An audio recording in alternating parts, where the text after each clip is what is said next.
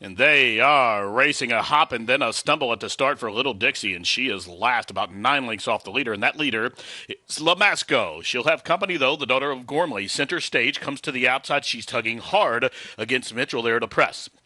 3 lengths further back, Coexist.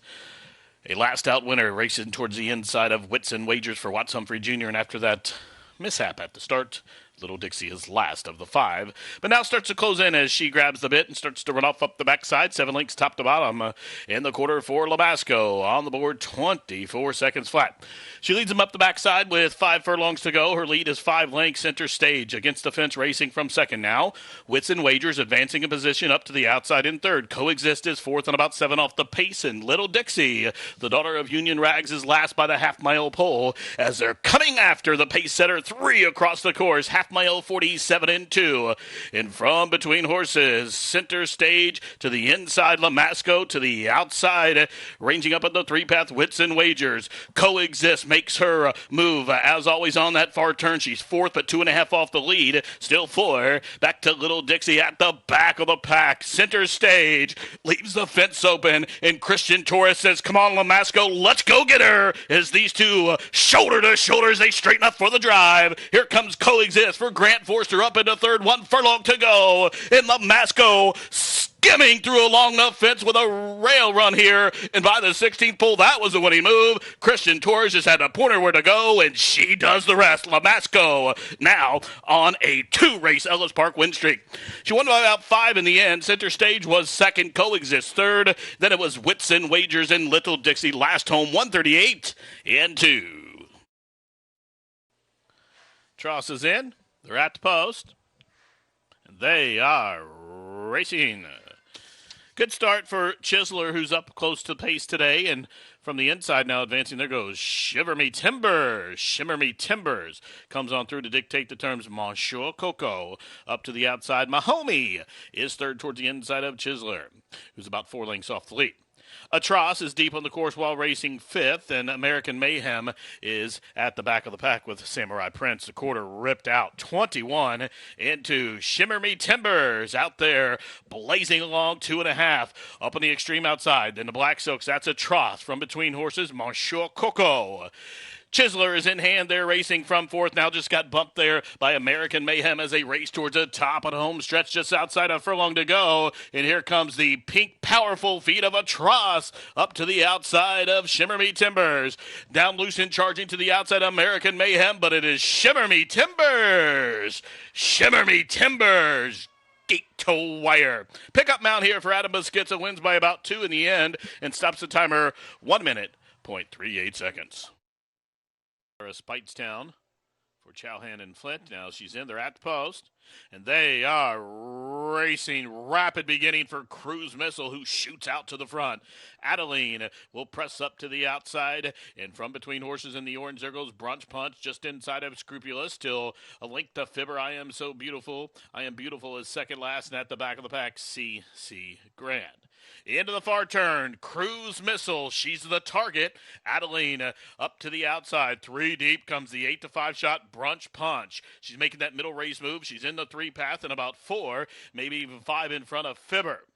And then up to Fibber's outside is Scrupulous. Another 6 or 7 back to I Am Beautiful. And CC Grand at the back of the pack. 3 across the course, and they're aiming at Cruise Missile. Cruise Missile to the inside. Brunch Punch parked out wide as they race towards the top of the home stretch. And it is Cruise Missile out there paving the path in front by 2. Here comes Fibber with giant strides, and she's coming after Cruise Missile. It is Fibber on the attack. Cruise Missile to the inside. They race down to the wire, and Fibber has gained the upper hand, and a good debut performance here, and good training job from Britt Calhoun as Fibber, the daughter of Frosted, running down the pace setter to get up to win in 104 and 4. Are at the post, and they are racing sluggish beginning for Dog Red. A fast start for Money Run. And from the inside, Mo Dazzle. And after that slow start, Dog Red is lunging up the inside as they leave the chute and straight up the main course. It's Money Run. Up top, showing the way by a length. Camp Daddy racing to the outside of Mo Dazzle, second and third. Dog Red continuing to advance early there from fourth, about 2 lengths off the lead. Still 4 back to Schmoozin at the back of the pack.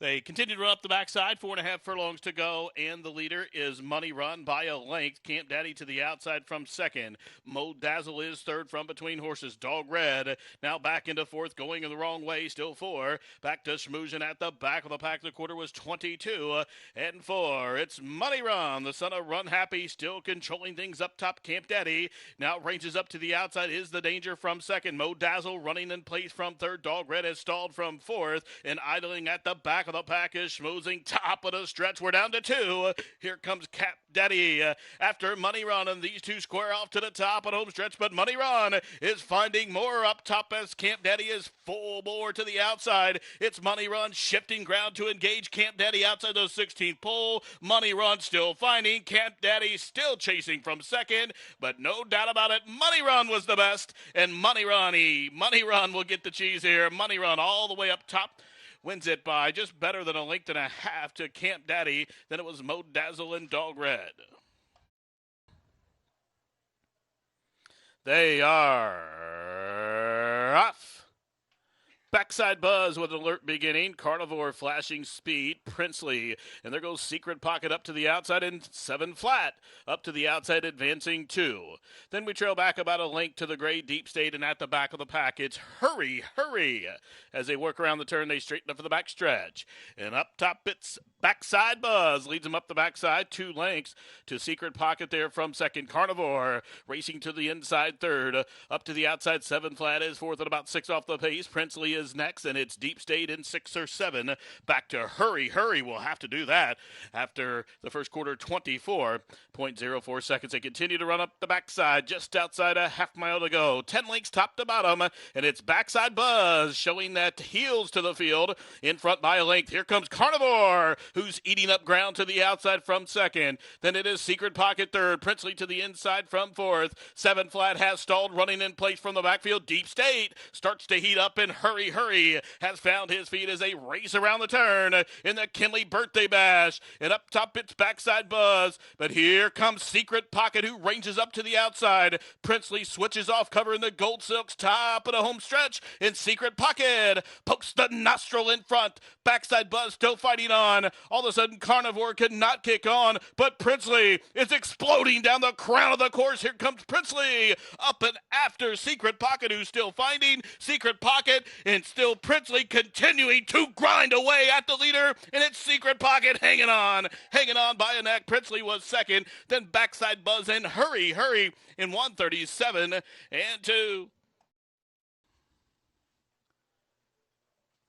And they are off. What a start for Sugar Steve, who was quick into stride. From between horses, Double Your Money Committee of One is flashing those feet as well. Up top, it's Take Charge JJ, who emerges to the outside of Committee of One as they run down the backstretch. Hedwig is next, and a couple lengths further back to Gotta Keep Him, who gives him about a 10-length head start. Mo Caliente to the inside. Phenomenal Dream is deep on the course. Work From Home is second last with about 15 to make up, and a couple lengths further back to Night Mover at the back of the pack. The quarter drill a torrid 21 and 4, and they blaze along up top outside a quarter to go, and it is Sugar Steve saying come and get me, and here's Take Charge JJ with a 3 wide blitz. Comes Hedwig, and it's Hedwig to the top of the lane, comes roaring off the turn for the Golfin. It is Hedwig with the lead, and still fighting on Take Charge JJ. Committee of One switches off cover as they're in the deep stretch. Hedwig putting on a dominant display here, drawing away with each and every stride. Late on the scene, Committee of One, but a 10-1 winner to start the pick four. Hedwig wins. A photo between Committee of One and Double Your Money. Then it was Gotta Keep Him in Take Charge JJ, who photoed for the Miners 101. And they are racing. Pass line had an alert beginning. There goes the gray Trackmate. And last away, very slow into stride, was Quick Impulse. So up the backside, Trackmate, the son of Union Rags, comes on through. Ace the race, and Sahalat stacks up 3 deep on the run down the back stretch. Then JJ's Jokers just in front of Fashion King there, 4th and 5th, past the half-mile pole. Advancing from between horses, Not So Holy is on the move midpoint through the turn, as all of a sudden JJ's Jokers following it back through the field, just got past by Little Nick up to the outside, and Little Nick's starting to really unwind, and Spielman at the back of the pack is quick impulse. The quarter 22 and 2. Racing around the turn, Trackmate for the coach, still up top, and it's Trackmate off the turn with confident handling, so far holding Sahalat at bay. Up to the outside, continuing with that wide ascent, not so holy, 1 furlong to go, and Trackmate shifting down to the inner rail, but shifting while 3 clear as Sahalat is running greenly back into second, but Trackmate is back, and Trackmate returns to the races in winning fashion, well prepared by coach to win by about 2.5. Now Sahalat was second over late charging Fashion King, then Spielman rallied from way far back to be involved in the bottom of the super there, 110 and 2, and lay the groundwork.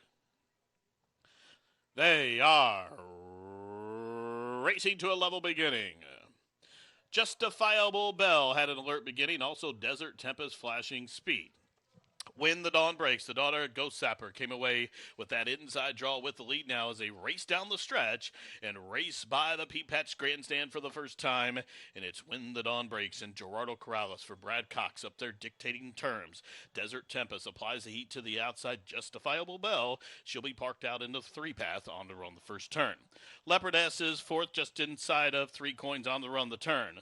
Then it's Lavish Habits, Pretty Provocative, gives them an 8-length head start as they circumnavigate that opening turn and now lay the groundwork, and Lavish Habits are the 2-back markers.